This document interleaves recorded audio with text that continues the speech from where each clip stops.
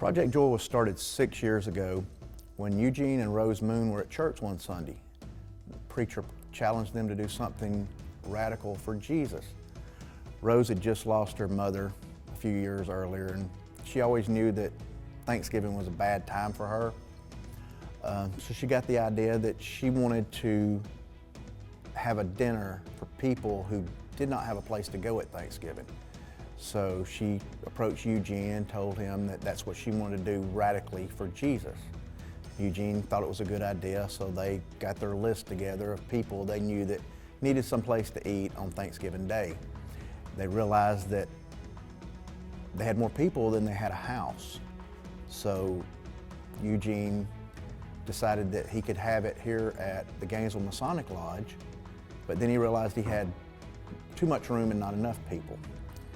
So he called myself, he called a couple other members of the lodge and some other members of the community, told them what he wanted to do and asked for everyone's help, and everybody jumped on board.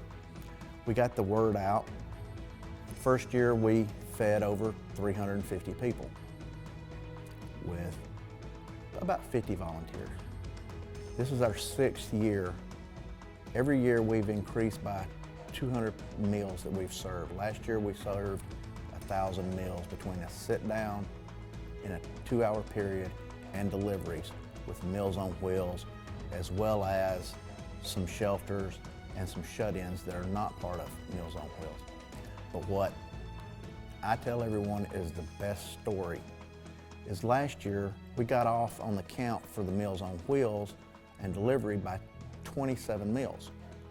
So after everything was cleaned up, we found the meals. We decided we needed to take them somewhere. We wound up over at a mission here in town, and I walked in and I asked the gentleman that was running the place if he could use the food. And he told me that he had 25 people that he needed to feed. He had a 5-pound can of beans and 2 boxes of macaroni and cheese, and that God had sent that food to him. So we were able to feed those people with what we had left and made them have a good Thanksgiving. One of the strengths of Project Joy is our volunteers. They come from all walks of life. We have executives from major corporations, business owners, as well as high school and elementary students. On average, we have 80 to 100 people who volunteer over 2 days to make Project Joy successful. One of the best stories, the first year, a gentleman walked through the front door and said, "Hey, I heard about you guys on the radio. What can I do to help?" He picked up a broom, started sweeping, then he mopped the floors, put his coat on and said, "Okay, well, I'm back on the road." And somebody said, "Well, where are you from?" He said, "I'm from Maryland." "Well, where are you going?" He said, "I'm going to see my family in Jacksonville, Florida. I heard it on the radio and thought, hey, I need to go help those people." God works in mysterious ways. God always brings the right people to the right places when they're needed. Would you like to help? It's not hard. Go to the website, make a phone call. What can you do?